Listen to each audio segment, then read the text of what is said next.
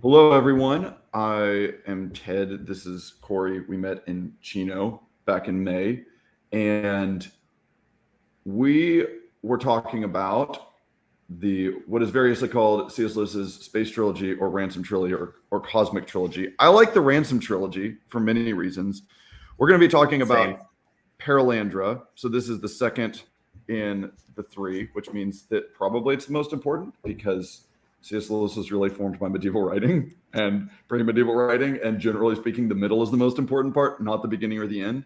And we're actually going to start with the middle of the middle, which is the middle of Perelandra.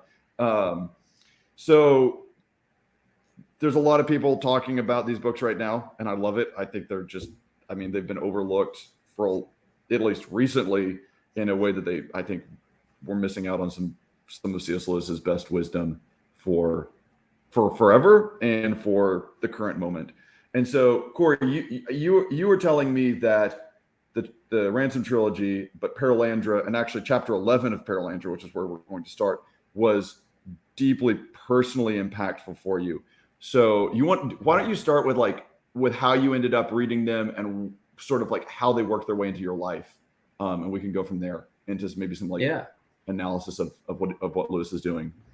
Totally, yeah, and I'm glad we're starting with that because it's so exciting to me that this trilogy is coming up just all over the place all at once. And I don't know if you noticed the same thing, and I don't know if this is, I mean, it looks like it just arose organically to me, but I'm on the Symbolic World community discussion website as well. Okay, yeah. And just a couple of, I guess just a month or two ago, it's a brand new website because Jonathan Pajot just scrapped his old website and made a new one. It's so much better.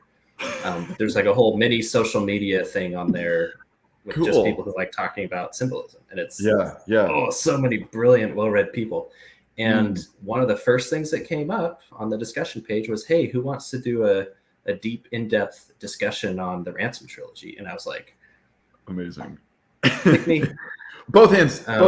Yeah. And then it was just not even a couple of weeks into it, because we're doing weekly meetings online. Just a couple weeks into it, suddenly it breaks into this little corner, and now everybody is talking about the Ransom Trilogy, and it's it feels. Luke Thompson's been like banging on this door for like 4 or 5 years. Apparently, he and I were talking, and I think he and I may do a discussion on that hideous strength. But yeah, he's been like, this is the thing. And it's funny because I grew up with it on my shelf. Like, I don't know about you, I grew up with it on my shelf. And, my mother, I remember when I was like middle high school, sort of late high school, and I started actually getting, like, I got really interested in like thinking about like things. My mother, and I was reading like Jules Verne and H.G. Wells on my Kindle and stuff like this. My mom was like, oh my goodness, you would love Perelandra. She's like, it's like a philosophical debate on another planet. It's like, oh, that sounds good. But I was like, it was so interesting to just like always have these books in the background of my life. I mean, I remember we had there's this series of covers, like this one, and then That Hideous Strength that's got the like weird like earth and So then there's the Earth and Moon one. There's also the series from like the 70s where everything looks like, it almost looks like really early computer graphics, and like all the trees are like weird pill shaped things. And so That Hideous Strength has got this weird like British manor with like lightning and this weird like statue of a face. Anyway, that's That Hideous Strength that was lying around at my family's. And I remember being like kind of horrified.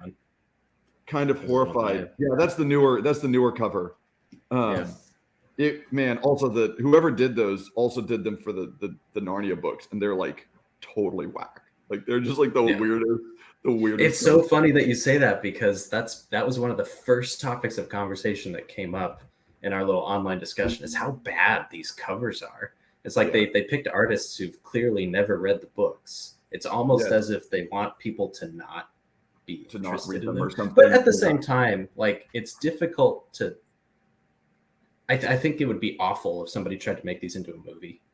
Like you can't really do it, because so much of it is about the internal life of what's going on in Ransom's head as he's experiencing all this stuff. So that's you can't just paint a philosophical conversation either so easily. You can reach something like it if you're an extraordinarily good filmmaker. So I think of movies like Arrival, right? Which great movie. Which is a great movie, and it's primarily about resignation to reality. Like that's what the movie is about. It's about accepting reality, and I think it does an extremely good job of that. But it's not. I'd be curious what you think about this, and this is really getting into it. But I want to hear how you got into it. But like, there's something about Perelandra that walks both the propositional realities of the discussion that's going on here and participatory because it's a narrative. And so like Arrival doesn't really it's got the narrative aspect of how do you conform to reality, but it doesn't engage with the propositional aspects of it.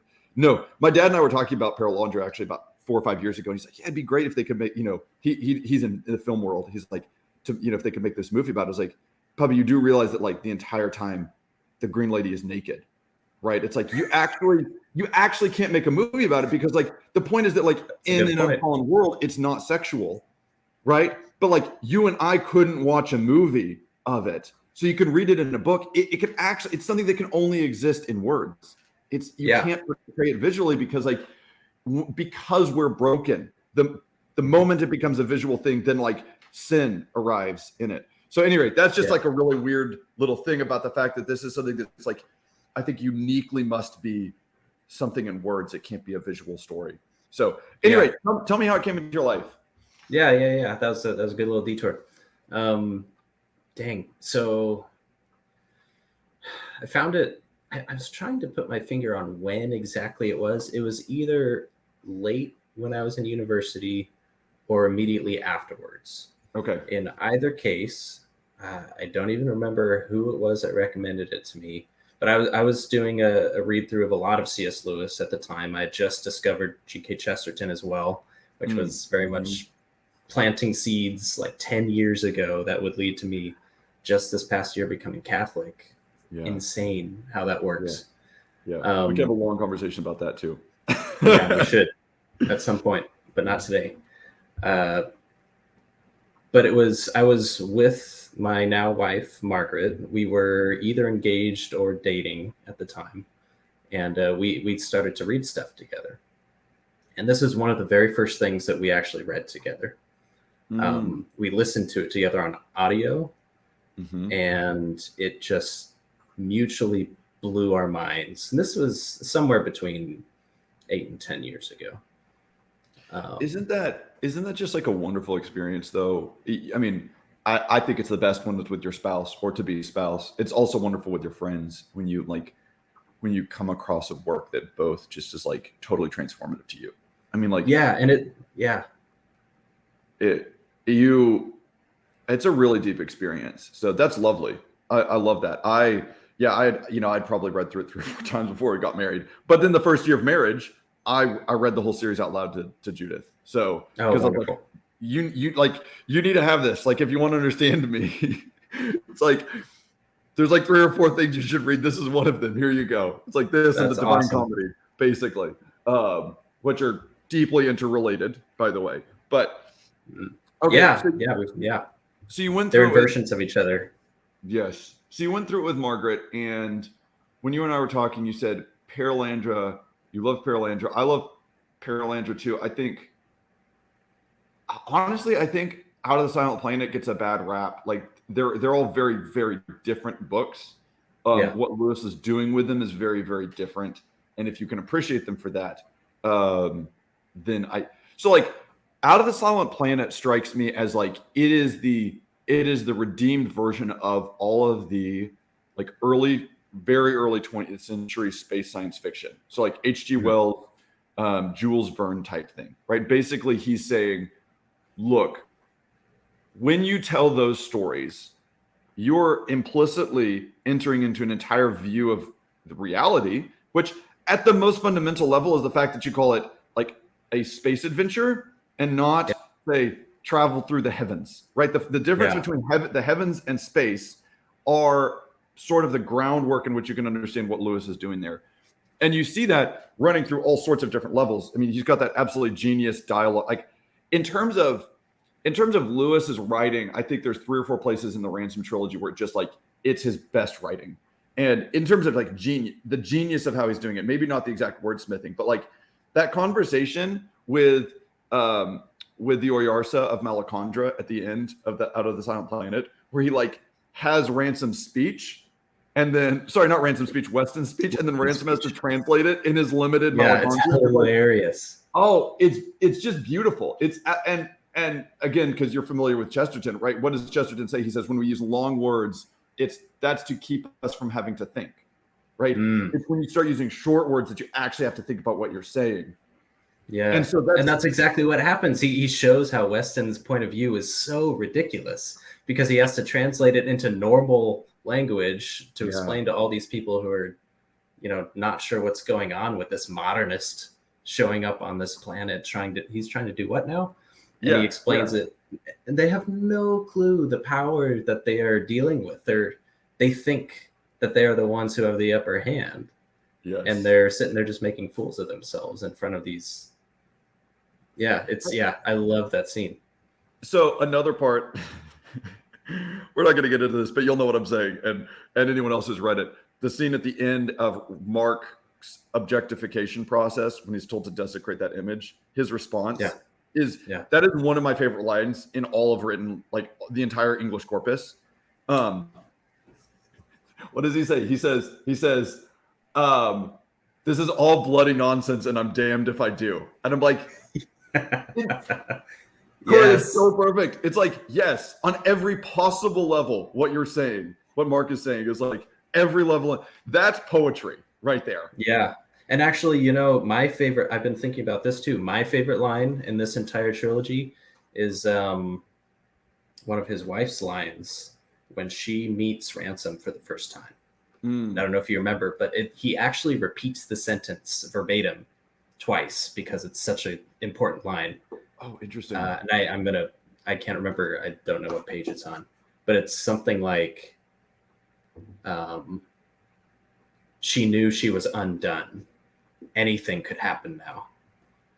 And it's just this expression of total. So what I actually wanted to bring that up because that's a theme that runs through this entire trilogy. And I think that's kind of the main theme, or one of the main themes of the first book, Out of the Silent Planet, is this idea of worldview collapse, of baptizing your imagination. Yes. Everything that you thought was true gets flipped and exploded, and then you have to rebuild from the beginning. And you can see this. He does this so well in particularly the first two books, because he shows up on a new planet. And especially all the symbolism is there in Out of the Silent Planet, where he goes into the grave, the belly of the fish, which is the spaceship. Yes. He goes through the heavens, and then he's reborn like a child. He's actually birthed out of the spaceship, if you notice the language. And he mentions pregnancy at one point. He crawls out of the bottom of it and there's like water. The first thing he sees is water, right? Yep. Okay, so Cory, that's fantastic, because actually at both times when he shows up on the new planet, if you pay attention and you've read enough Barfield, you'll notice that his first impression, like the first thing that he sees is no thing. He has because he can't orient. He just has that great line, raw sense perception, and like he doesn't know what he's seeing. And there's this moment at the beginning of both of his journeys on this planet where it's like he is moving out of that moment of raw sense into, to use Barfieldian language, which I think is completely appropriate, ideation, right? He's starting to figure out, oh, those are trees, that's water, those are clouds, which is very much like that that process again of being born, right? There's actually, here it is, actually 3 birth moments for Ransom. Yeah, why don't you read it? So this is also one of my favorite lines, and learning from Vervaeke and Peterson, this is the thing that I'm probably, if I ever do a master's thesis or even a PhD, it's probably going to be on something about this. This is immediately after he's come out of the spaceship, and he literally doesn't realize what he's seeing. He saw nothing but colors that refused to form themselves into things. Moreover, he knew nothing yet well enough to see it. You cannot see things till you know roughly what they are. Come on, Cory. Like, how do you read that and not see what's going on? And I did that. I read it like 4 times, and I was like, oh, that's interesting. And then I read some Barfield, and then I came across Peterson and Vervaeke, and it's like, oh, That's actually incredibly profound. Like what he's saying is really profound. You can't know a thing until you can't see a thing until you know it. It's like, wow. And that's going back to like the work that I'm doing on I'm trying to do with Toma and talking to Karen, which has been wonderful, where it's like our knowledge of the world precedes our ability to do science, right? It's like you have to know what a tree is before you can have any scientific knowledge of a tree. And in order to do that, so this is where Peterson's been so influential, because his point that I've started to noodle with a little bit is that conception of things, like the ability to understand what a thing is, once you have some experience with playing with it, right? Yeah. Is a value hierarchy.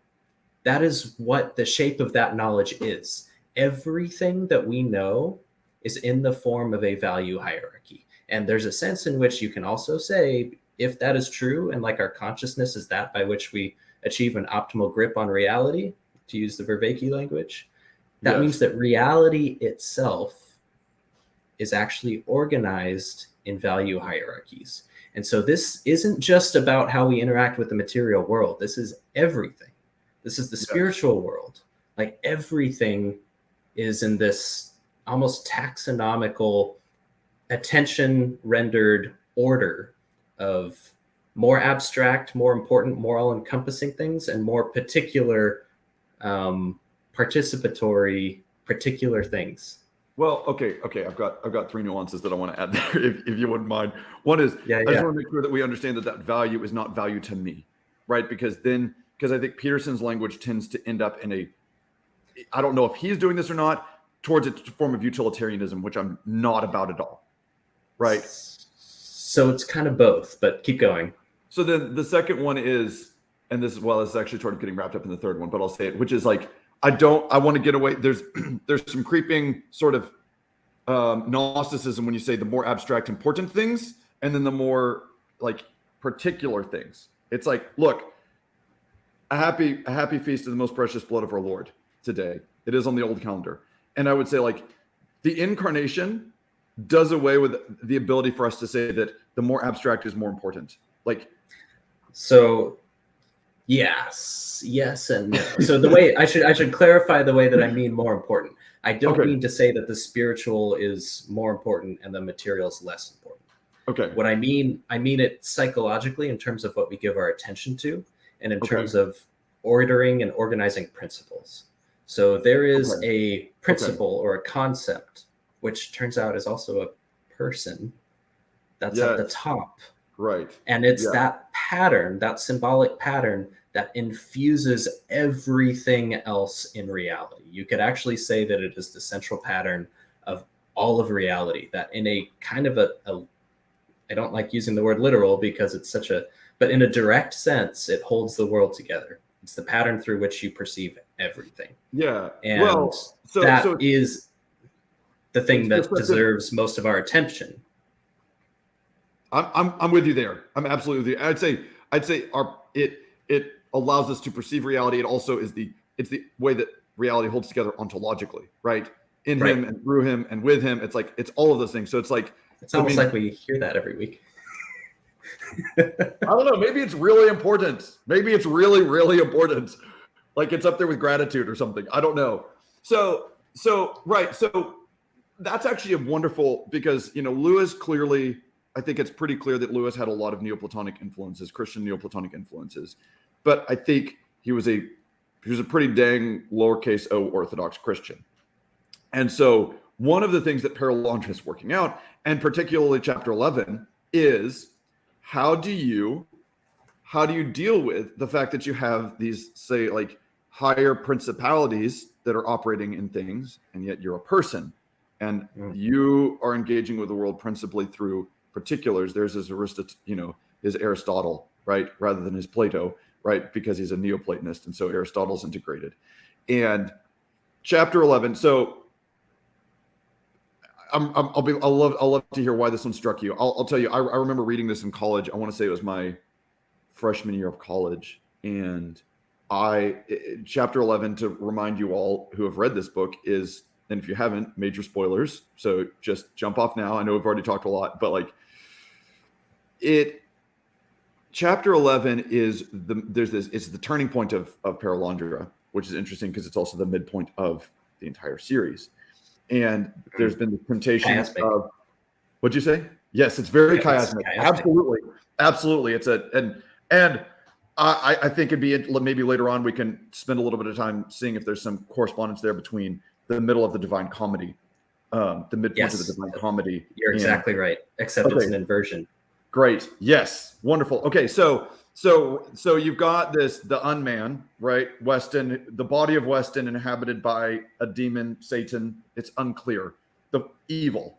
It is a demonic presence, and this unman is trying to bring about the fall of this newly created world through the mother of that planet, Tinandril, the Green Lady. And they've been having a lot of discussion, which is it's great. Like, I think PVK just did like an hour on the discourse that Weston and Ransom have. I haven't listened to it yet. And then that discussion goes to Tinandril and Weston and Ransom, which, by the way, there's this little throwaway line about how she didn't know how to have a conversation with more than one person at a time.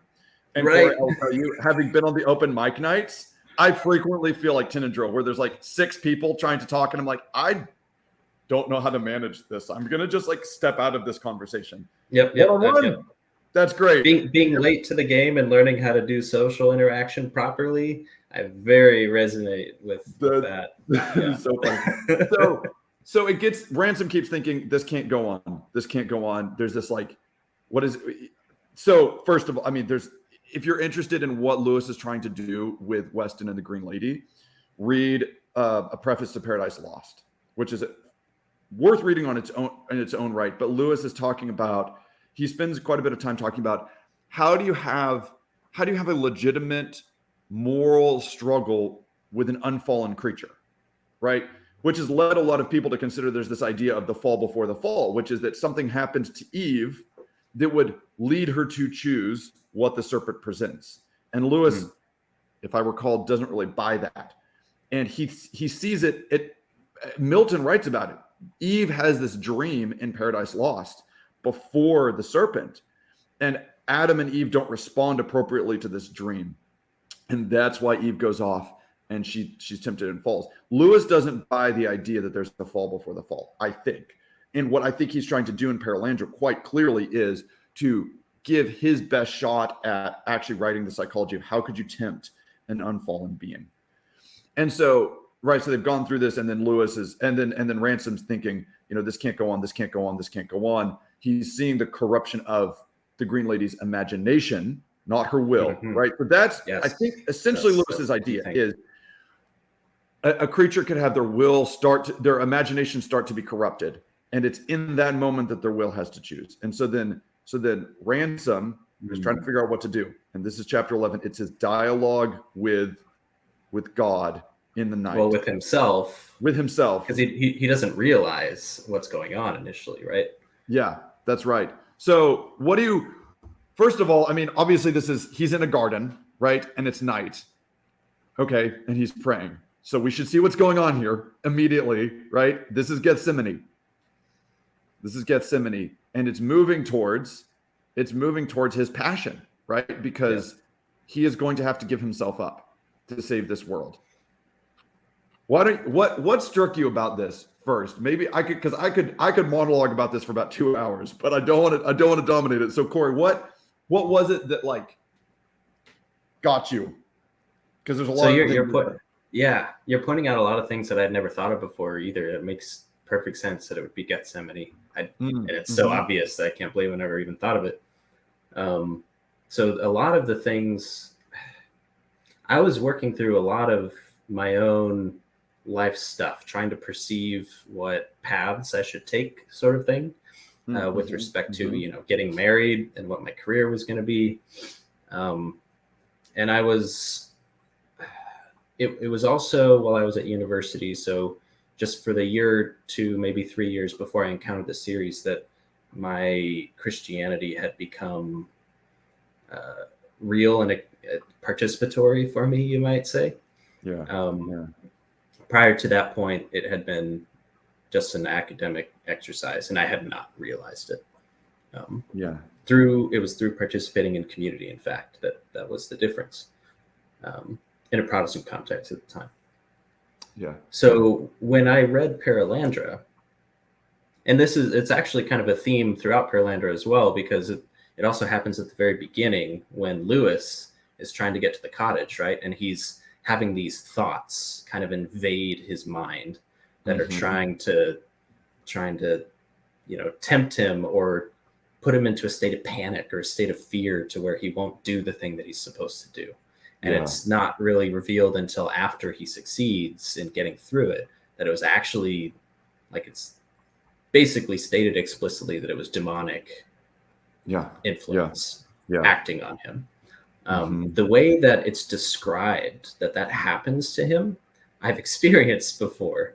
And it's like, it's not like this crazy, this is where it's interesting, because there's a lot of bleed over where you can use psychological language, right? But like I had experienced the thing, for example, if I'm a member of a Bible study and I'm a participant or something like that, and it's something that I feel is very important that I ought to go to every week and participate in every week, very often on the day of the Bible study, I would get this feeling of, I really just don't want to go. And exactly in the way that it happens in chapter 1 of Perelandra, these things keep coming in, these excuses, these rationalizations, these ideas as to why I could not do it, why I could skip it, why I ought not to do it, and all of these things. And even prior to reading this book, somebody had pointed out to me that if you're getting this much resistance in your own head to doing something like that, it's probably especially important that you actually do go.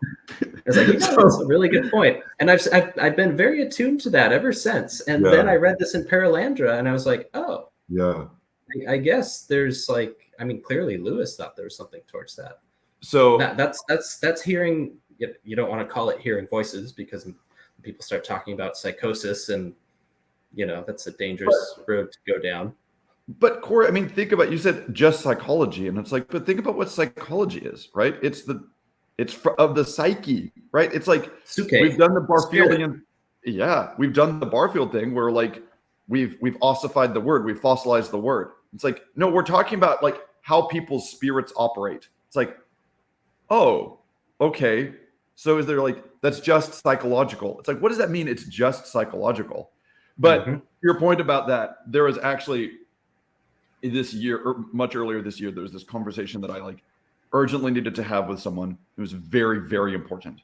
And so like, I got on the road and was driving from work to where they were. It was about a 2-hour drive. And about 30 minutes into it, I got ran off the road by someone driving a truck 65 miles an hour in my lane towards me. And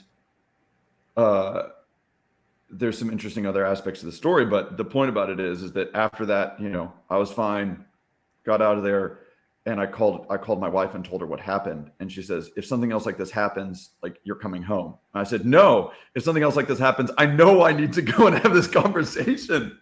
It's like, but part of the reason that I bring that up is because it's like, there's one of the things that Lewis is trying to get at in chapter 11, and I wonder if this resonated with you, is he is trying to really bring about the hylomorphic and sacramental view of reality, right? Because one of the things that Ransom's sort of remnant modernism is arguing about in all of this is that this is a spiritual struggle, which means it cannot be physical.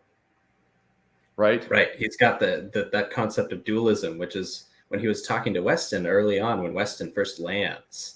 Weston goes on this long monologue of how, well, I was the scientist, and the stuff that I thought before was wrong because I realized I had all this false dualism of like, it turns out like the spiritual and the material world aren't separated like I thought it was. And Ransom's sitting there like, yeah, duh.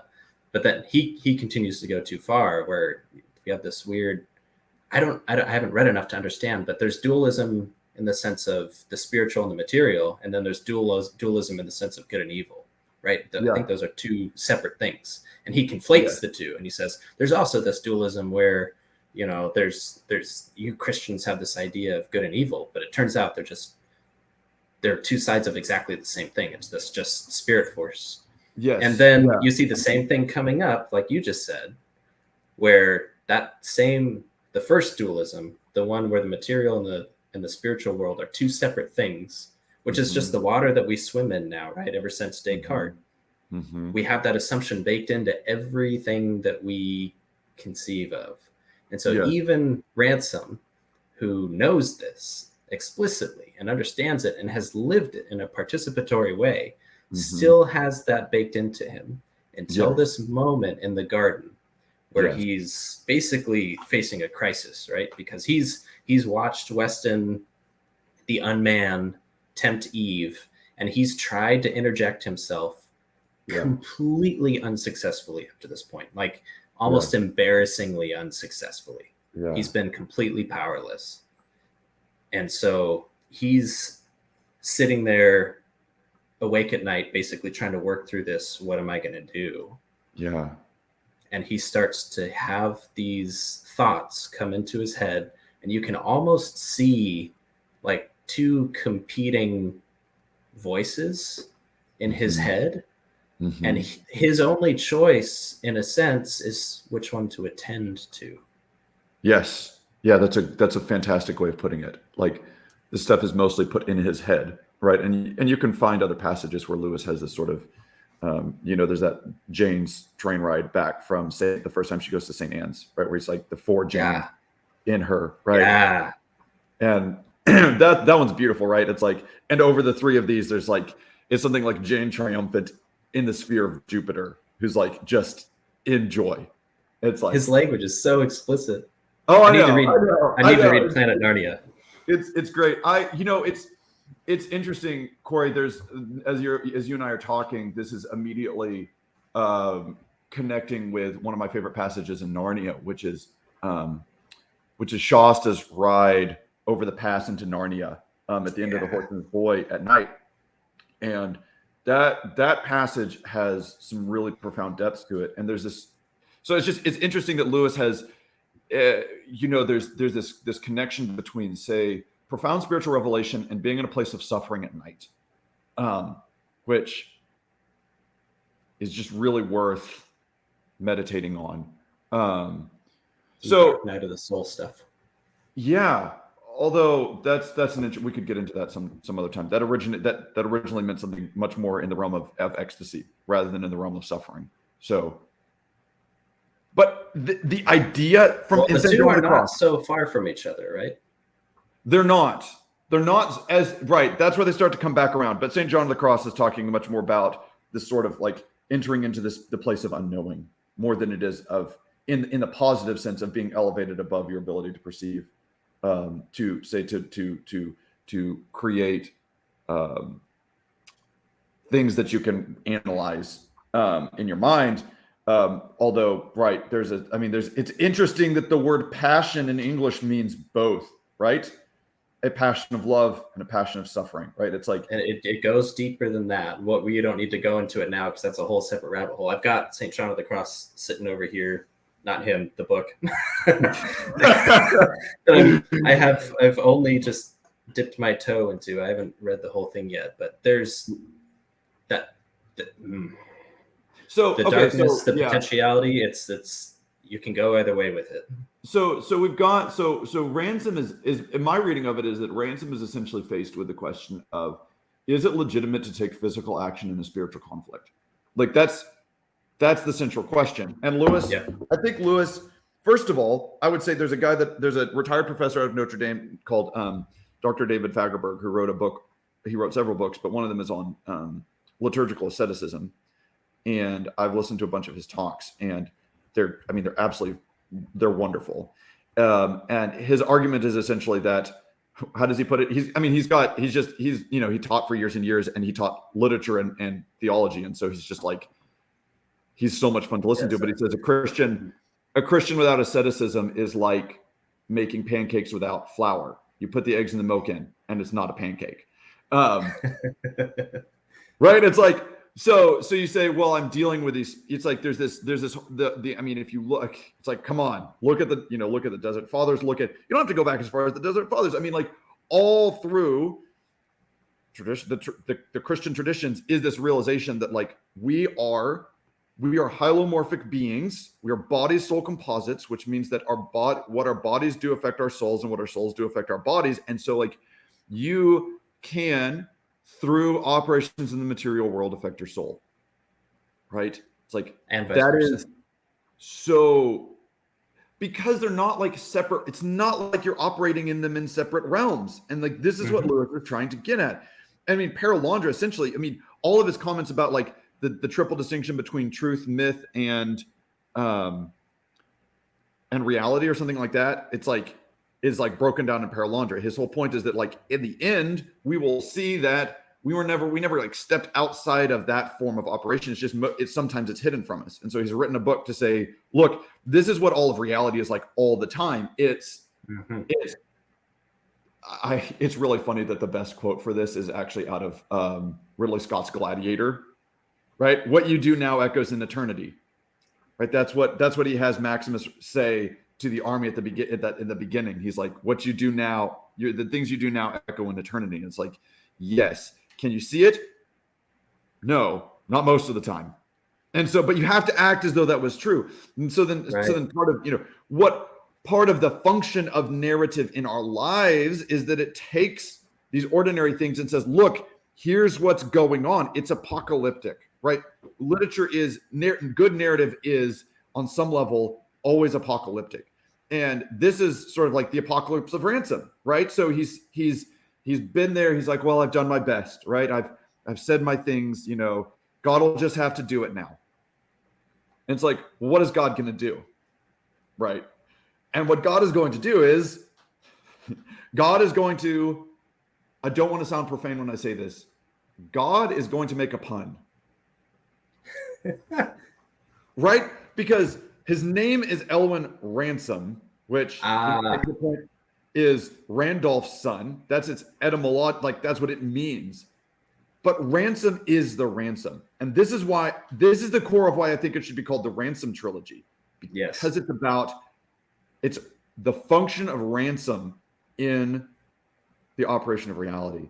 And so he realized that he is going to have to, and this is why it's Gethsemane, or why it corresponds so closely to Gethsemane. He is going to offer himself up to fight the unman with his body, right? No weapons, mano a mano. He has to conquer, because this is the interesting thing, Cory, is that because evil in the story has gone about its project with physical means, which is its power, its capacity to corrupt the world is through the physical body of Weston. It also renders itself weak, right? Like that's the Achilles heel of evil in the story, is that evil also has to operate in physical reality. And so, that's even drawing that distinction is like, we have to get away from drawing the distinction. There really is no difference. It was very helpful to me when I was reading about. I'm really interested in Eastern Asian culture. You talk to somebody from even India or Japan. It was a Japanese article, I think, that I was reading. And you ask somebody what their religion is there, and they'll look at you with like a face like, what? It's like, well, are you a Hindu? Yeah. Are you also a Christian? Yeah. Like they don't hold these. And the reason they do that is because it stems partly from the fact that they don't have this dualistic idea where the spiritual world is a separate thing from the material world. The word religion doesn't actually mean a whole lot to an Easterner, because we have the concept of the religious and the secular here in the West, and it runs through everything. Do you know the history of that distinction, Cory? Because this will really, this is to strengthen your point. Like Father Eric is a secular priest, right? He's not a religious priest. You know who taught me the difference between? It was actually Jacob. It was teaching me about this. We brought this up several times. Right? It's originally religious was the monks and the sisters, and then the secular was in everyday life. But like you had a secular priest offering mass and hearing confession. And it's like going to church was part of secular life, right? It's because they were out in the world.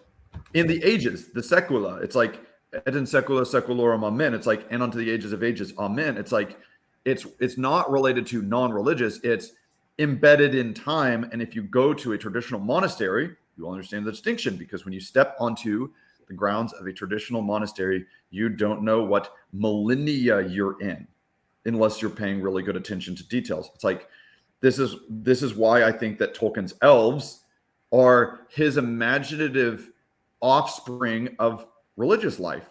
What do? They're outside of the stream of time. There's no children. They are a carrying of the wisdom from the ancient times, and they all just walk around and sing all the time. I'm like, they're monks and nuns. That's what they are. Why is it that when you go to, because it's like monasticism and fairy together. Like that's old fairy. Like that's what Lothlorien is. And they're like, they don't know how much time has gone by there. And like, I mean, really, like when I go to, this Benedictine Abbey several hours from our house, it's like, there's just like the air and the sunlight are different. And so that's what is meant with that religious. It's the religio, right? So this father at Clear Creek said, like, we as Benedictine monks try to live the angelic life, right? That's the religio. He's like, it's not that you're separating from the world so much as that you're instantiating heaven. Yes. On the pattern of heaven on earth in a way that, say, isn't as possible if you have to go about the incredibly important business of, say, having children or various other things that are part of this world. And so you need both. Right. The angels don't procreate. And so there's this sort of like movement towards that pattern of life. Whereas like when we are living the human life as it is here, right? It's like the pattern of life is going to be different because we're doing a different thing, and that's fine. And so I totally agree with you. Now, there is absolutely a pathological way to live in that world in which you say we're not making the distinction between the secular and the religious in that sense, or between the spiritual and the material, where it's like a bird flew overhead, it means X. It's like, no, Yep. Like you're paying attention to the wrong things. You can, just in the same way that you can have the totally whack stuff of the late 1800s, early 1900s in England, where it's like the spiritualist stuff, where it's like, if it's spiritual, it's good. That, there's Gnosticism again. Which is kind of Weston's whole thing that he's going through right now. Bingo.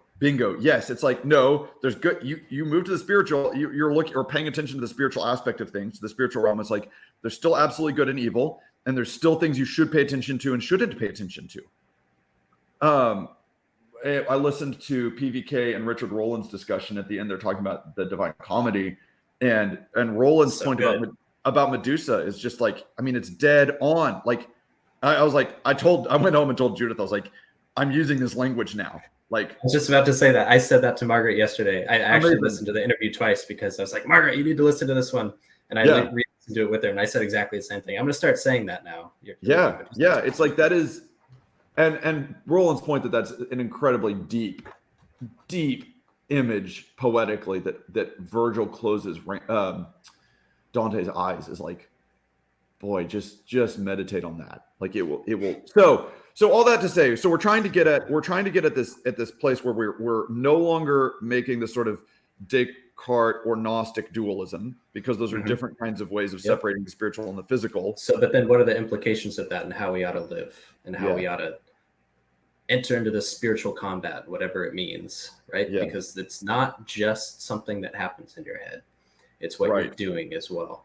And so it was, I would say those are the two things to me that really hit me about this book in general, but especially chapter 11, and the way that you see Ransom having this internal dialogue. And after a while, he realizes that it's not just what's going on in his head. There's actually two things that are injecting themselves into this conversation. Yes. And which one he pays attention to is kind of like his part in it. Yeah. And so that just this aspect of that is a way that you can talk about hearing the voice of God. And somehow, I still am trying to figure out how that works. But then also this other aspect that we were just talking about of there is no split, and he comes to this realization that he can't make excuses. All the rationalizations, everything that he thought he would just be able to not worry about it and not take responsibility for the situation, that he was actually being called to fight, like physically fight the unman, who was kind of a physical materialization of the devil himself. Yeah. But the implications of that for us here, like what? Yeah, like what does that mean? That's the part that I'm especially still trying to work through now. And so I'm let me introduce, doing, yeah. Let me introduce something to that might help us make some distinctions there. So I think that one of the biggest things that Lewis is working on in the Ransom trilogy is actually understanding the masculine and feminine. Yeah. Right. I mean, like awesome on a really Cory, I think we should come back and like maybe have an entire conversation about that. So I mean, like on the most basic level, right? The first planet he goes to is Mars, right? Yep. So that is where the masculine comes from in the medieval cosmology. Like that is where masculinity emanates from, and Venus is where femininity comes from. And then that hideous strength, the story is about a marriage. It's about Mark and Jane coming together like that. It literally begins and ends with it. Then you have the feminine, and then you have how do the masculine and feminine come together? And Michael Ward, who did Planet Narnia and the Narnia Code, has some really wonderful stuff that he says about this. Like Lewis actually had I think it's Botticelli, the Renaissance painting, The Marriage of Venus and Mars, of Venus and I'm forgetting what the Greek name for Mars is. At any rate, so they have in one particular story, they have a child, and that child is Harmony. The child of Venus and Mars is Harmony. And I mean, right, like Venus comes and operates on the world at the end of that hideous strength. And the implication is that Jane and Mark are going to have a child. Like that's the resolution of the story. And so it's like, how do you integrate these things? And I think the planets are Lewis's attempt at creating sort of an externalized, a sort of a landscape version of masculinity and femininity. Like, exactly right. We can get into that, but all that you can go into the colors of Malacandra and the colors of Perelandra, and think about the role that Ransom takes in each place as well. Yeah, because and it was actually Margaret, I think, who pointed this out to me. He goes to Malacandra, which is supposed to be the masculine setting, right? But and like there's a lot of, he's called to a lot of, he goes on the hunt for the Hanakra and all this stuff. Yes. But the role that he takes there is actually a feminine role. Yes. Thank you. And then in Perelandra, it's exactly the opposite. Yes. He's in the feminine setting with the feminine ideal, and he has to take on the masculine role. I love this. Thank you so much. That's exactly what I was going to say. I love that. That's so good. Right. It's like, and so he is trying, because one way to look at what this monologue or dialogue, this struggle in chapter 11 is his desire to be passive, right? He wants to be passive. He wants to say, I did enough. God will take over. And then there's, right. So there's the glory of the incarnation, and then there's the horror of the incarnation. And the horror of the incarnation is that God uses his people. That should, it should instill a holy horror in us, right? Because Ransom's like, I'm waiting for the miracle. And God's response is, you are the miracle. The fact that you're physically present is my plan for redemption. And I think you and I could probably both relate with this. There's this move in Protestantism that continually says, no particulars, we're moving up to the abstract and the spiritual. And Catholicism and the Eastern churches all insist that no, God operates through particulars in the world. This is why we venerate saints. This is why we care about like the bones of a person that was on this earth at a certain time, or like this place, because like there's actually something going on there. And so, and you can't read the Bible without seeing all of that too. The way that he operates with Abraham and with Moses and with David and all these incredibly fallen, so particular, so unique, and every single one of them follows in exactly the same pattern of Christ, even in their imperfection. And so this, but it's not. That's This is the I wonderful. know I'm and not going to terrible- convince you. I just want to vent. No, that's great. No, this is the wonderful and terrible thing, right? Is you say, well, surely it doesn't matter that much if I, if I don't say my prayers. Surely it doesn't matter that much if I don't, engage in this fast. Surely it doesn't matter that much if I don't, participate in the liturgy in all the senses and all the levels. It's like, actually it does. You just can't see it sometimes, right? That's what the story is doing, as is probably every good story, but we can talk about that later. It's saying, look, you can't always see it, but it's really there. It's really, really there. And so what you do is you kind of take everything out and that's part of the process of telling a narrative, is that you're selecting the relevant, the salient aspects of what happened.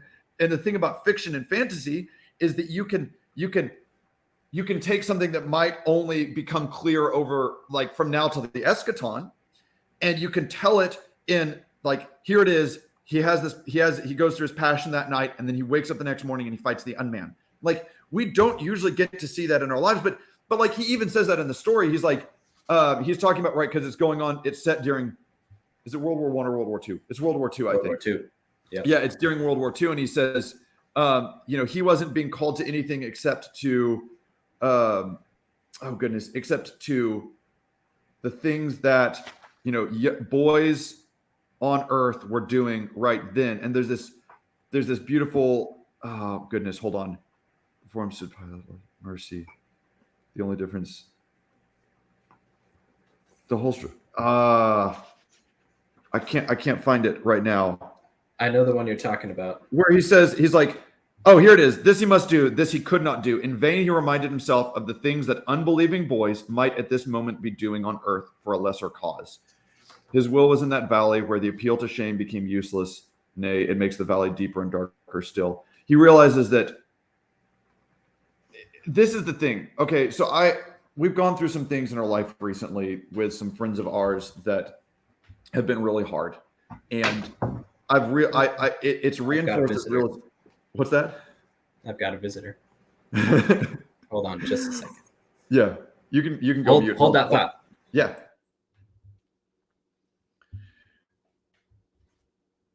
So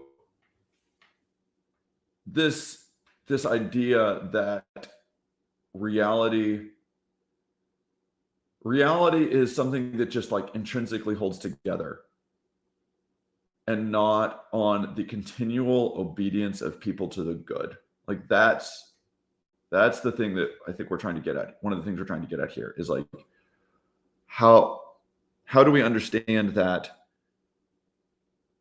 say, whatever peace and stability there is in the world is not some intrinsic property of it, but comes about by the right action of people all the time. Yeah, it's something like that. Cory, did you catch my monologue?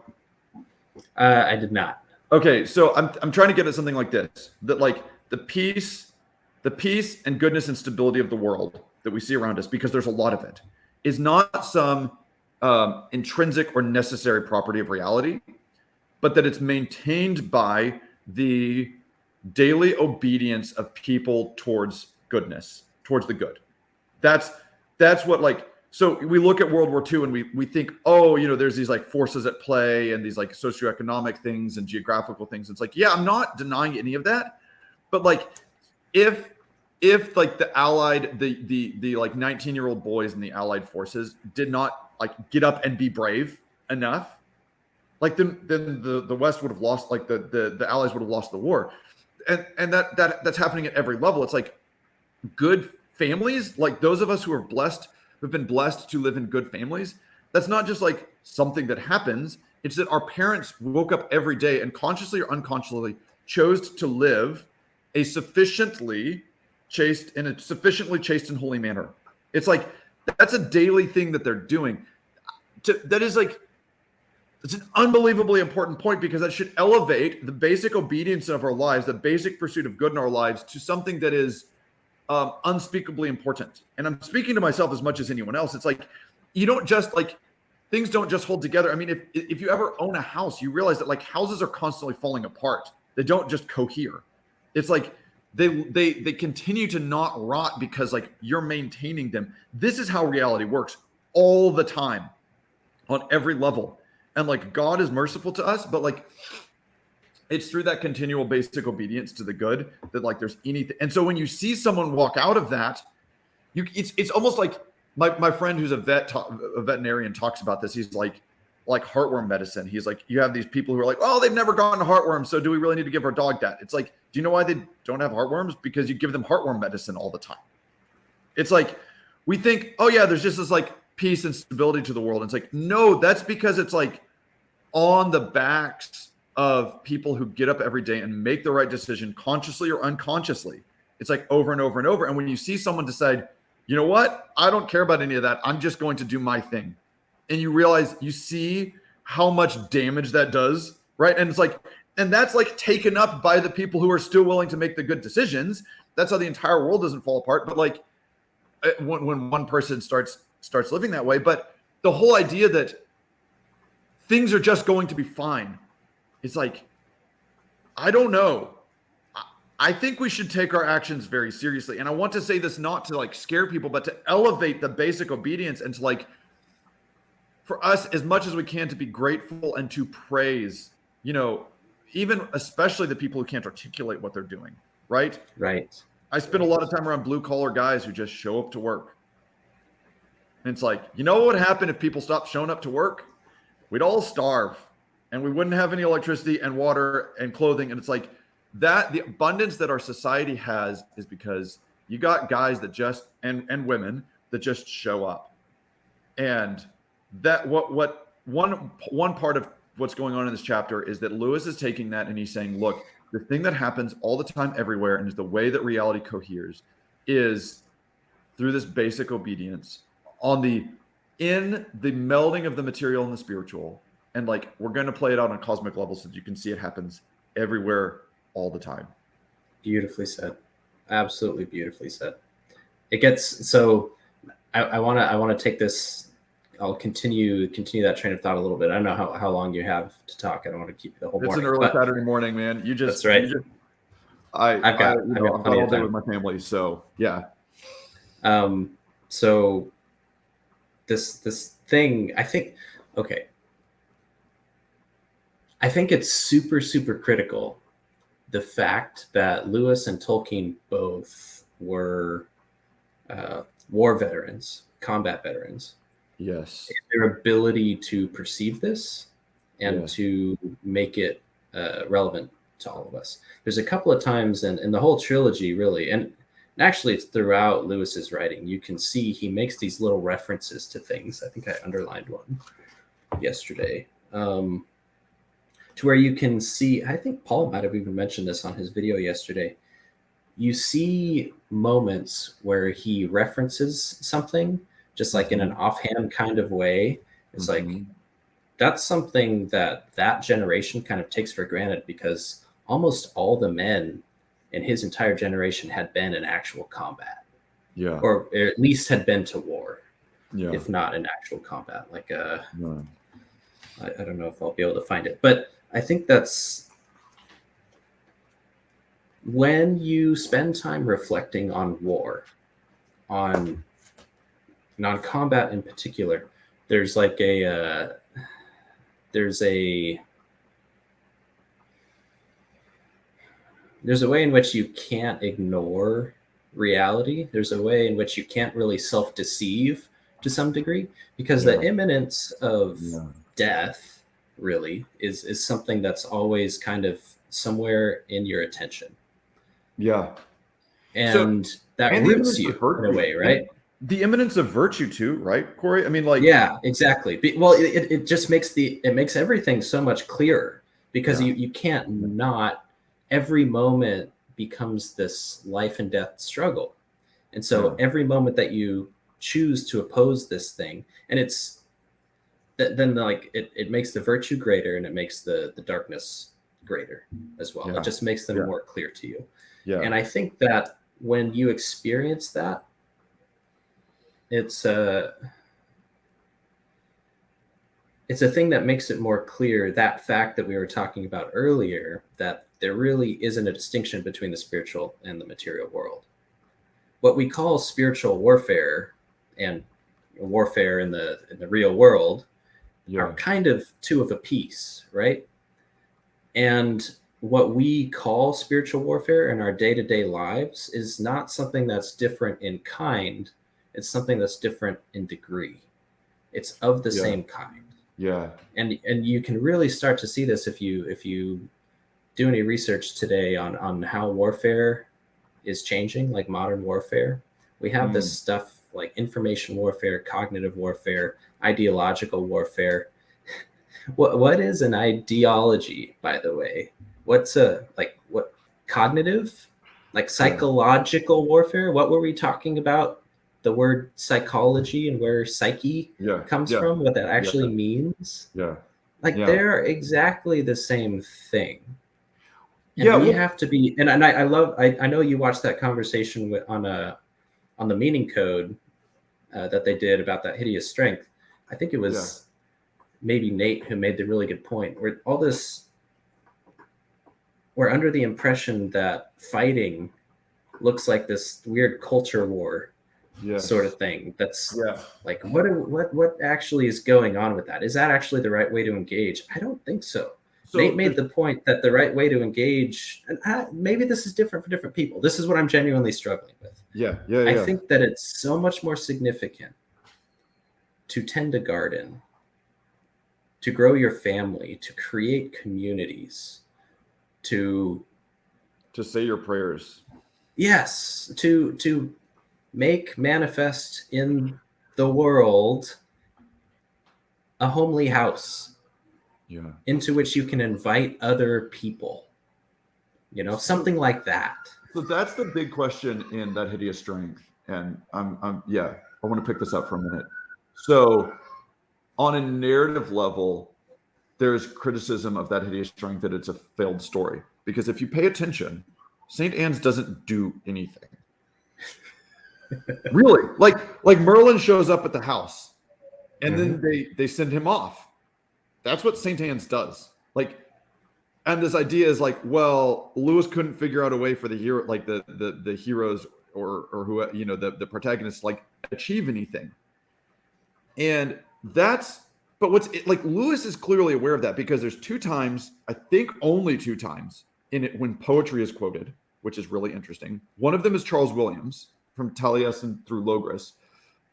And I haven't ever been able to figure out the other one. One is sometimes the altar must be built in one place in order that the fire of heaven falls in another.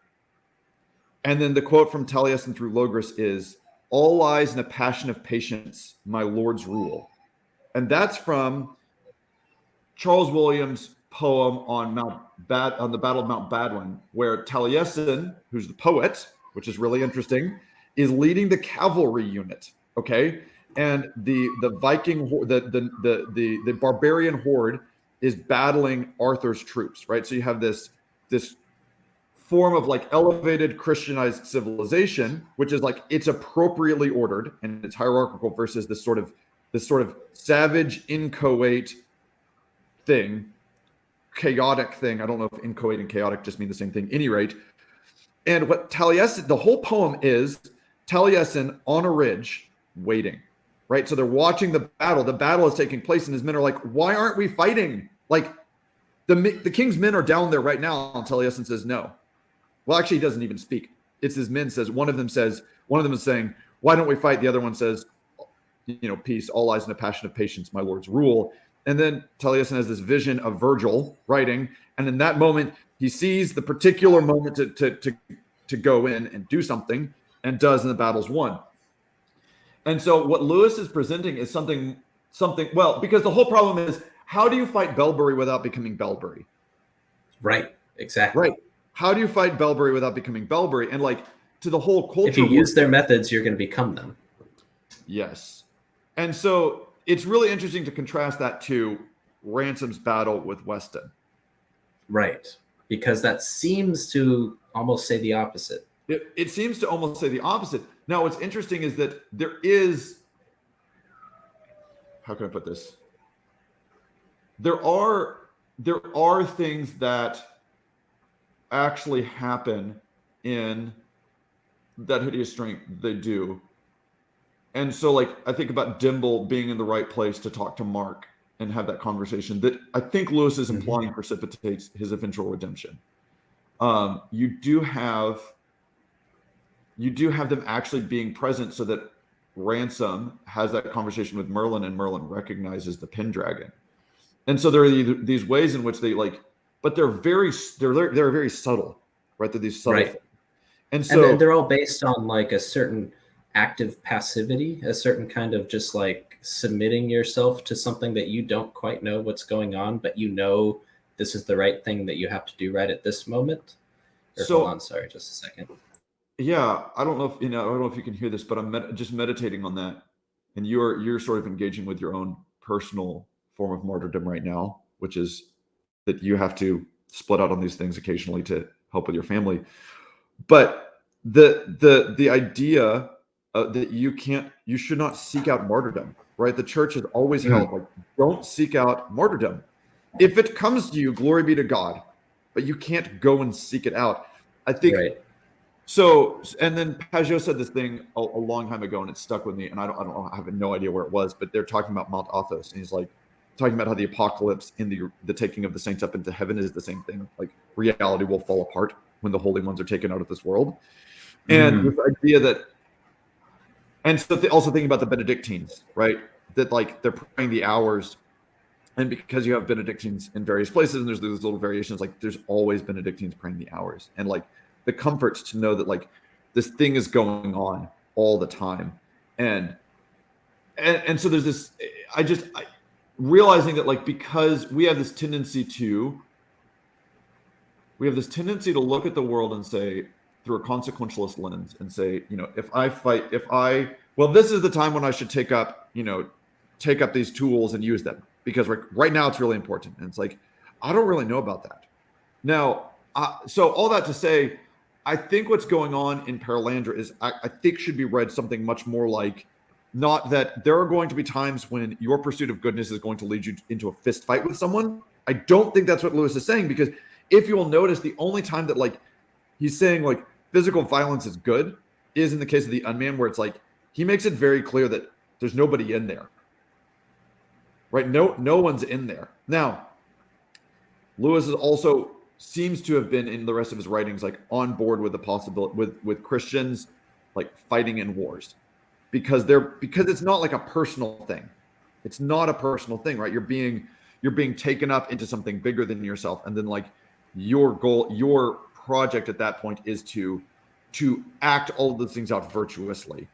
And yes, as much as possible, which includes potentially loving the person that is across from you, even as you're trying to kill each other. I mean, Lewis meditates on that. I think it's in the Screwtape Letters and in other places where, right, he's like, and I mean, this is, it's cheap to talk about this. And like, I almost don't want to because I've not been in this situation.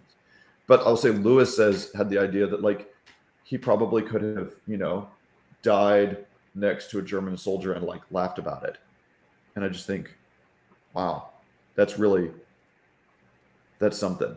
Because in the end, right, it's the how can I put this? The harm to Ransom's body doesn't matter in one sense compared to the saving of Tendrill's soul, right? It's like, it's about can persons act in such a way that their souls are aligned towards the good? And if that means dying in the pursuit of the good, glory be to God. And if it means living in the pursuit of the good, glory be to God. And we have to be ready to do both. Maybe that's what's going on here. Maybe it's not one or the other, but it is right.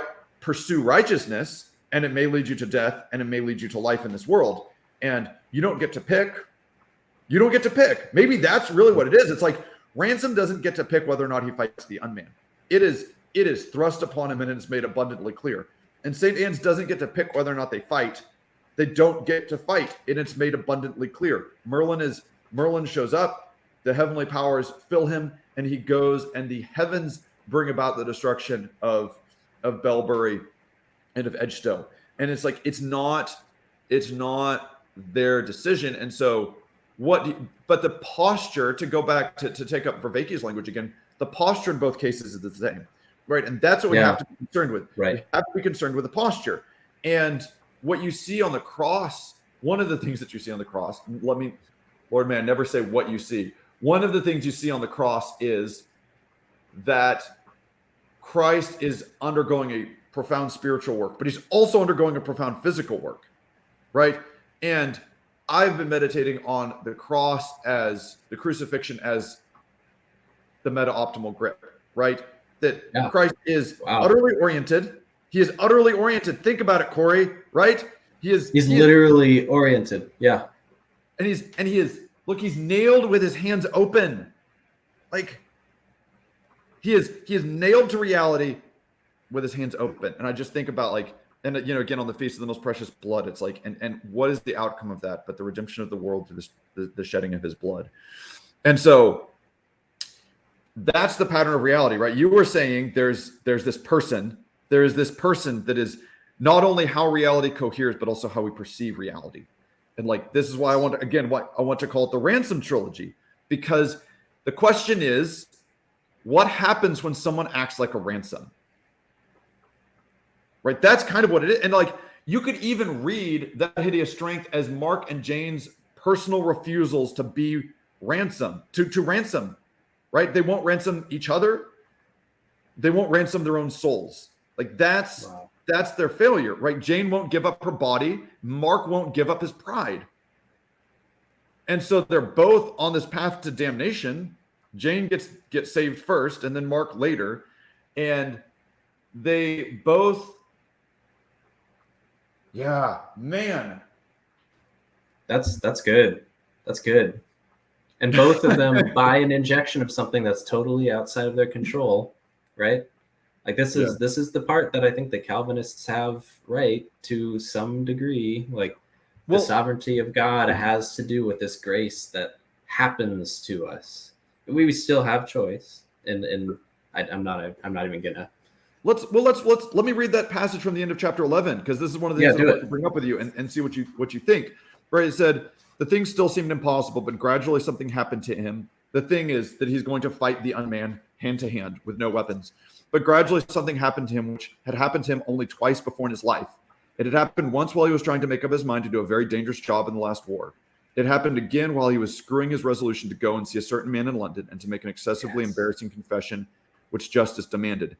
In both cases, the thing had seemed a sheer impossibility. He had not thought but known that, being what he was psychologically incapable of doing it. And then, without any apparent movement of the will, as objective and unemotional as the reading on a dial, there had arisen before him with perfect certitude the knowledge, about this time tomorrow you will have done the impossible. The same thing happened now. His fear, his shame, his love, all his arguments were not altered in the least. The thing was neither more nor less dreadful than it had been before. The only difference was that he knew, almost as a historical proposition, that it was going to be done. He might beg, weep, or rebel, might curse or adore, sing like a martyr or blaspheme like a devil. It made not the slightest difference. The thing was going to be done. There was going to arrive in the course of time a moment at which he would have done it. The future act stood there fixed and unaltered as if he had already performed it. It was a mere irrelevant detail that had happened to occupy the position we call the future instead of what we call the past. The whole struggle was over, and yet there seemed to have been no moment of victory.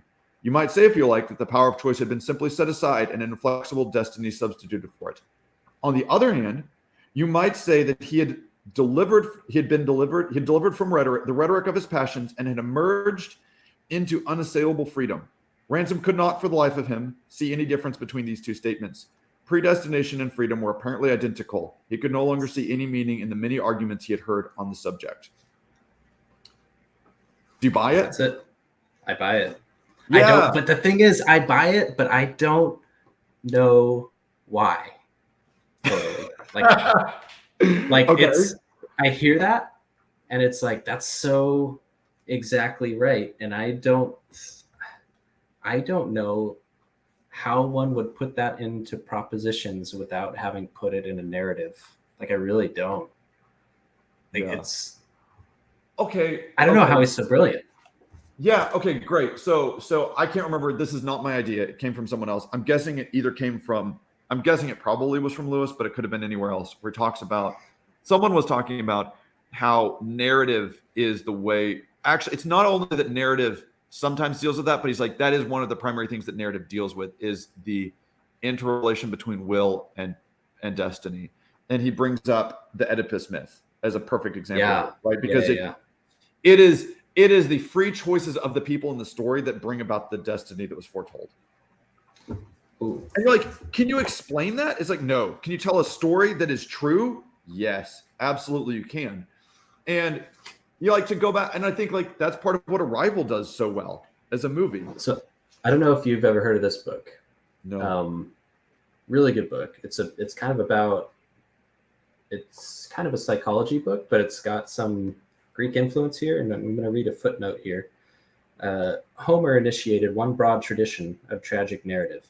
The tragic poets of the Athenian theater continued his tradition and added another, the fatal conflict of two valid claims. King Oedipus must choose between the future of his family, including himself, and an end to the plague in his city. Antigone's valid family piety collides with Creon's valid statecraft. King Agamemnon must choose between the life of his daughter and the lives of his soldiers who were dying in the wind-locked ships at Aulis, not to speak of the direct command to Zeus to sail against the Trojans. Veterans' experiences described in this book were mainly tragedies of the sort suffered by Achilles. However, veterans also suffer from the guilt of tragic collisions, painfully probed by Sophocles, Aeschylus, and Euripides. Guilt from situations where two valid conflicting claims both lead to fatal actions. This goes all the way up and down into the way that we interact with reality, right? Because there's a way in which our participation in it and the part that we don't control that just happens to us are both necessary components, and you can almost say that they're of the same thing. It's almost wrong to differentiate between the two of them, which is such a weird concept, right? Like, I don't know if you even can describe that in a way that you can understand, if you can use that word, but you can tell without it being in a narrative. Like this, this is where the writers of tragedy are so brilliant and so important. Shakespeare and Homer are explicating things that you can't get to just by philosophizing, I think. Well, it's interesting. I'm curious if you could go in on the tragedy bit, because I think, why is it true that that's primarily been told in tragedies? And if it is, then why is it that we're trying to wrestle with this problem primarily in tragedies? Is it because we would have chosen the good outcome and we see that weird cohesion more clearly when the thing that happens to us isn't something that we want? Well, there's tragedy and there's comedy, right? Yeah. So you can have both, and they're just two different ways of showing how it can end up. And the thing about tragedy is it doesn't matter what Oedipus chooses. The fates have chosen for him. He tries to get away from his fate all throughout the story, and he utterly fails because reality worked against him. There was nothing he could have done to have prevented his fate. Comedy is kind of the opposite end of that. You have a comedy of errors. You have Midsummer Night's Dream or something like that, where no matter what the characters choose, reality works out to bless them and to do crazy things. And yet, there is a participation in that actually matters and makes a difference in the outcome. Yeah. But it's more than just a linear, I do the right thing and the right outcome happens. That's the wrong way of thinking about it. And I think that's the way that we tend to think about it in the Western modern culture, right? Yeah, I love this part in, yes, here it is in chapter 9 of Perelandra, right? So the unmanned argument is essentially that the Green Lady should break God's command, which is to go and spend the night on this particular island. And he's like, the unman is like, there's so much good that came out of man on earth disobeying God. His argument is essentially that God wants you to disobey him so that you can be more separate from him, so that the love can be greater. It's a really subtle argument. Like, it's scary subtle. And it's one that you hear all the time if you talk to people about this. Yeah. And and then Ransom is like, even like, wait a minute, maybe this is true. Maybe it's true that she should sin so that like God can do this great act of redemption on this planet. And he says, I will tell you what then he has this, all of a sudden he says, I will tell you what I say, answered Ransom, jumping to his feet. Of course, good came of Adam and Eve's fall. Is Maleldil, that's his name for God in the story, is Maleldil a beast that we can stop his path, or a leaf that we can twist his shape? Whatever you do, he will make good of it, but not the good he had prepared for you if you had obeyed him. That is lost forever. So there's this book by Frederick Buechner called Telling the Truth. The Gospel is Tragedy, Comedy, and Fairy Tale. Ooh. It's an enjoyable book. And I love that you're like tragedy and comedy. And it's like, yeah, but actually reality is a fairy tale. That's the highest thing. And I think it is. I think it really, oh, wow. Say more. And so there's this thing in which we're wrestling with the sort of lower. I actually think that fate in that sense is the lower thing to wrestle with, right? So there's, how do we deal with the fact that tragedy comes about? It does. Tragedy happens in spite of of everything that we've done. Tragedy happens. And we could talk about that. There's this, I can't remember this guy's name. My brother loves him. He wrote a book called Black Swan, which is about these like statistically unpredictable events. Right. So there's this he makes a really strong argument that we can't remove danger and tragedy from reality. Like, it's just going to happen to us. It doesn't, he makes a difference between complicated and complex. This is very similar to, it's like running on a similar axis to Vervaeke's risk and uncertainty distinction. Yep. And so that's kind of where tragedy comes from. And you look back at it and you're like, oh my goodness, I could have prevented this. It's like, no, you couldn't. It was actually fundamentally unknowable. And so that we've got that, but then you also have just the goodness of reality, which blesses you in spite of yourself. And this is the telling of comedy. Now, telling of reality is comedy. I think that the most, and Buechner takes this point, that the deepest telling of reality is a fairy tale. And I don't think he connects it to Tolkien's idea of the eucatastrophe. I was just going to say, bring in the eucatastrophe. I think that the eucatastrophe may be the most fundamental kind of event, right? It is. It has, it has the capacity to transform what looks like a tragedy into something that's better than a comedy. And it does it involving our choice, right? And so we walk through life feeling like, oh, sometimes we see the consequences of our choices and sometimes we don't. Sometimes it's we see this sort of basic volitional causality, and then sometimes we end up in a tragedy or a comedy and hey, did it really matter what we chose? I think that what we're ultimately going to get to in the end is a eucatastrophic view of reality, where we see that, and this is why I think the Lord of the Rings is such a compelling story, because you can see it. You can see it in the characters' choices all the way through, and it's they didn't see, and they didn't see, and they didn't see, and there's there's various tragedies, and then sometimes good stuff just happens to them, but then it's at the very end where you realize Bilbo's choice to spare Gollum back in The Hobbit, when no one knew what was going on, that choice saves Middle Earth. And so we have this thing in us that's well, I need to see how it works before I choose mercy. It's no, that's not how it works. You have to choose mercy before you can see how it comes about. And so look, this is why we have to tell each other fairy tales. Because if we don't tell each other fairy tales, we won't believe it. And then we probably won't be able to choose mercy. Right. It's that's it. Look. That's it. It's what you give your attention to is what you become. And this is why this argument has become so compelling to me. And I didn't realize, I didn't even have words for it when I started down this path with Margaret 10 years ago. The way of beauty first, right? Where eros for beauty and the being drawn into the pattern that's right. The fairy tale, the story, the thing that inspires you to something that leads you to the truth, right? And it leads you to goodness. But it requires not that you understand. Understanding only comes last, if it comes at all. what is required is obedience, right? Yes. It's paying attention to the right thing. Yeah. Because you become what you pay attention to. That's the way that it works. So Dr. Fagerberg, you would love this. He says that a person is a verb until they are a noun. They're a human being until they become a saint. I love that.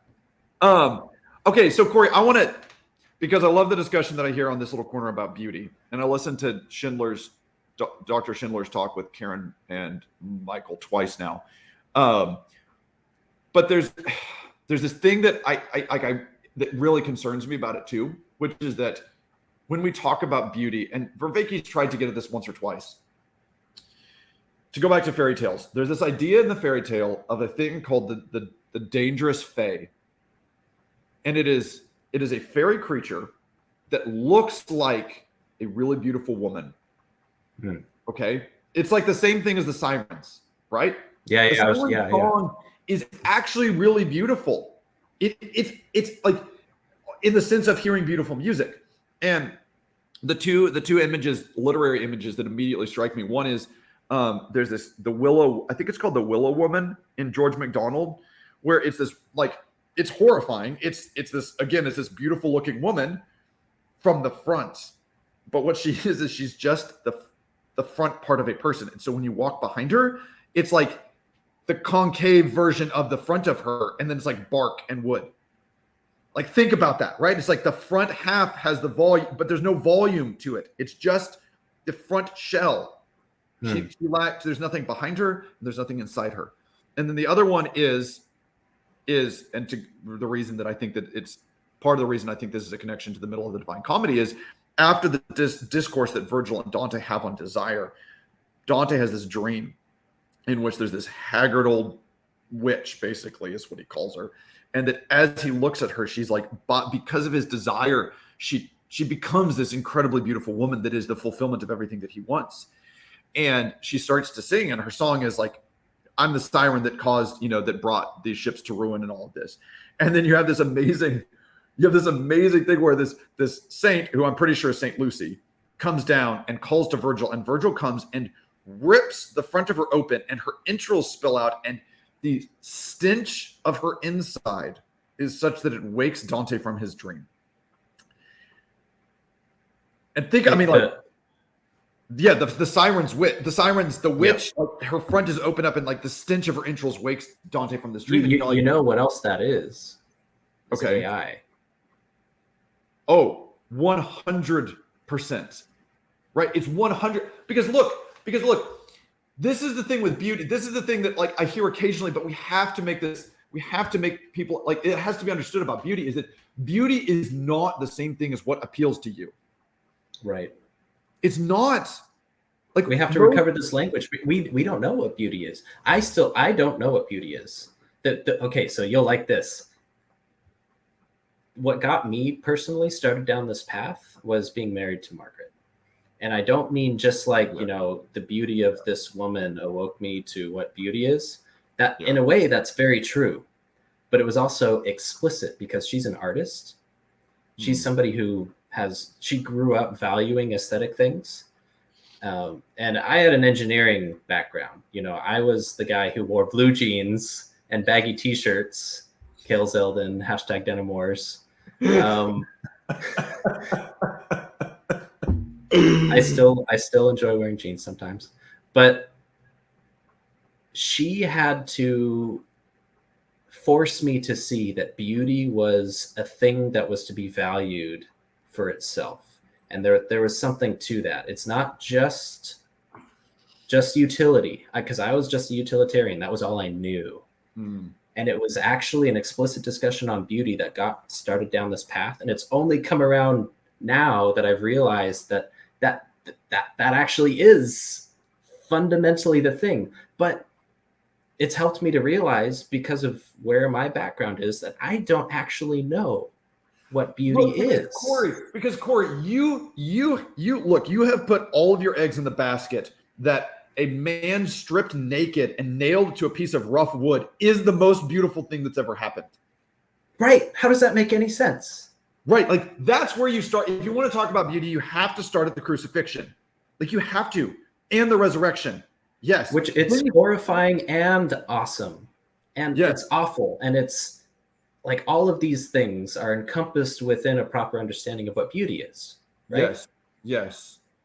Yes. I think so. All that to say, I agree with you, but I also want the discussion about beauty to go where it needs to go, because like, look, Mid-Journey AI and those other text to image generations, we are on a path to a world in which people will be able to put themselves in a synthetic sensate environment, sensory environment that only shows them what they want all the time. And the stuff that they don't even know that they want. That's so good at knowing what they want that it is. Yes. Like we really like, okay, because beauty, here's the thing, beauty and eros, something like eros, romantic love, these are the two things that are going to, false beauty and false eros are going to, like, we are on the path to being enslaved by them. I mean, like a long time, right? No one talks about porn. Porn's been doing some like crazy stuff for a long time to this world. It's like, I mean, I would make I think there's a pretty compelling argument that like the population decline that the world is going on its way into is like deeply driven. I think it's probably more driven by pornography than it is by contraceptives. I would agree with that. And so, you can see that because pornography has been kind of the driving force behind a lot of the development of the technology that we now have. Like it wasn't that porn came after. Porn was the origin of a lot of this, like the internet. Yes. And so look, if we're going to cultivate the garden, right? If we're going to choose the right thing, like we have to understand, because I mean, I think this is what I may completely be misunderstanding, but I think what Vervaeke and Schindler are saying is that we have to get the transcendentals back together, like to see them as a unity, not as separate things, which means that beauty, it's not beauty if it's not good, and it's not beauty if it's not true. Like, okay, great. That's actually a good starting point. And like, I don't know, but I'm pretty sure that if it's true and it's good, it's also beautiful. And it doesn't matter if you don't think it's beautiful. It means something is wrong with your vision. Yeah. I think you're right. I think that, so yeah, I think that has to be drawn out a little bit more. I agree with you, because if we only talk about beauty, we're talking about beauty so much because we've forgotten how to talk about it, but we can overreact in the other direction, talk about only that, and forget that something has to be also good and true for it to be beautiful. The thing though about beauty that's particular that I think we need to understand is that it's in beauty that we find will, right? Because eros is linked to beauty, and you cannot have will, you cannot act, in fact, without having like that. The will is equivalent with action, right? Yes. You cannot have and that's the okay, because but look, I mean, earlier on in our discussion, we're talking about this, right? Like you can will things that don't lead you to action, right? You can't have action without will, but you can have not acting is also an action. It's choice. Okay, sure. Thank you, Cory. That's great. That's actually really great. And that actually connects with Daniel Thoma's whole thing about movement and the hierarchy of being, is that the hierarchy of being is not about complexity or power. It is about the internalization of movement. Will is a form of movement, right? The will, it's a movement of the will. And so we are the most internalized of the physical creatures. We are. More is going on in us than is going on with any other created being immaterially. And so yes, that's great. Will is a form of movement. You might not see an immediate physical correspondence to it, but it's absolutely a form of movement. I'm with you. So, right, you need something that compels you. And this is Canto 16, I think, Canto 17 of Purgatorio, right? It's like love in the sense of loving something. Virgil says, is the source of everything that's admirable in us and everything worthy of punishment, right? Love is not in the sense that they're using it there, love is just like what draws us towards things. And Right. so you have to love in order to be It's drawn desire. towards things. Yes. That's It's desire, it's will, it's choice, it's attention, it's all of these things. And so it's worship. Well, I just want to be careful about that because I don't want, because at least in Catholicism, right, worship is okay, yeah. Worship, if we want to be technically correct, you're right. I do, and I do like to be technically correct because people get it's the best kind of correct loose. Well, I take Charles Williams to say his first law. I think his first law of the spiritual life is precision. Okay, yep, and I buy that. I'll revise my statement to say that it has to do with worship, or rather, worship has to do with what you pay the most attention to. Yes. What you love the most. Yes, and it's participation in the offering of the Son to the Father is true worship. Because because worship is related to sacrifice, and there is no more worthy sacrifice than the one that the Son made to the Father on Calvary. And what the Mass gives us is the opportunity to be part of that, to participate in that. That's like why it's true worship. That's why the Mass is true worship, because it's worship is the giving up of things. It's the best giving up of things. It's like what you give up the most to. And it's like there's nothing better to give up than the Son to the Father. I mean, like definitionally, like if God is what's at the top of the hierarchy, your hierarchy by definition, then by definition, the greatest worship is to participate in the sacrifice of the Son to the Father. So, and that's why we find ransom sacrifice admirable, because it's not a participation in, it's not a liturgical participation. It's a narrative participation in what happens at Calvary, right? So I said, if we're going to talk about beauty, we have to start at the place of a man being nailed to a naked man being nailed to a rough cross is the most beautiful thing in reality. And you say, I don't see it. It's like, okay, well, let's go back to the stories. If we go back to the stories, we can get there, because this is the point about the eucatastrophe in Tolkien's essay on fairy stories. Is that like, look, man, it kind of doesn't matter what you think when you get to one of those. It may like you get that like feeling, right? That oh, and like your eyes start to water a little bit. And it's like, how that's that orientation of your will towards true beauty. I think it's something like that. And what's so interesting is when you read the fairy stories, like how often is it about suffering, redeemed suffering? Like that's, come on, man. Like who doesn't get moved by the end of the Lord of the Rings? It's like, yeah, and that's exactly right, because you see that as the Book of Revelation, right? Is that same thing happening? The Book of Revelation is the culmination of eucatastrophe, and the Mass is the pattern of Revelation. Yes, right. The Book of Revelation. Yes. Look. I think that the most I've argued this, the most compelling word ever written in any language ever, and that's determined by context, is Mary. It's the word Mary, the name Mary. And it's, I think, in the gospel account, according to St. John, one of them, the women go to the garden, right? It's like, we're back in the garden. It's always in the garden. Always in the garden. And she sees a risen Lord and she thinks he's a gardener, right? It's like, do you want irony? If you want irony, this is irony. It does not get more ironic than this. For one thing, she thinks he's a gardener. For another thing, she's not wrong. She's not wrong that he's a gardener. But he says, do you know, like, tell us where he is if you know where they put him. And he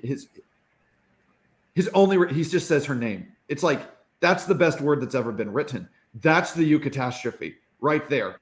I mean, Tolkien says it explicitly. He says the incarnation is the eucatastrophe of the universe, and the resurrection is the eucatastrophe of the incarnation. They're nested eucatastrophes. And what you have, look, Cory, because you could say, and then Jesus rose from the dead. You could just say that. But that's not how it's presented to us. It's presented to us in a personal narrative. It's him. It's because you think about like what's hidden in the fact that he says Mary. What's hidden in the fact that he says Mary is that he is the same person and he knows her, and everything that it means that he's been dead and buried and gone to hell, and he still knows Mary. Like that's the eucatastrophe of the universe right there. That's beauty. That moment when he says Mary is equivalent to the moment when Ransom emerges from the spaceship on Malacandra for the first time and is reborn. And Yes. it's also equivalent to that line in That Hideous Strength when Jane encounters Ransom and everything is undone. Anything could happen now. She knew she was undone. It's a complete remaking of everything. Of everything. It's from a different life into a new life, because nothing will ever make sense in the same way. Yeah. I get weepy every time one of these moments happens in the books. And so Cory, I do want to finish up. I do. We should. Look, if we're going to act rightly when we are faced with these passions, like the passion in the garden, we have to believe that beauty is worth pursuing, and we have to have the right view of beauty. And if we're going to do that, that is going to come out of our wills being shaped through spiritual training, through ascesis, through spiritual discipline, and through the structuring of our view of reality through good narrative. And that doesn't mean it's the stories that we like, it's the stories that are true. So thank you so much, Cory. This was an absolute pleasure. Let's talk. Let's do this more. Yeah, for sure. Thanks for inviting me, Ted. That's a beautiful point to end on. Yeah. And we will both go and attend to the blessings of our families and try to tend to our gardens. Tend to our gardens. The homely house. God bless you, Cory. You too, Ted.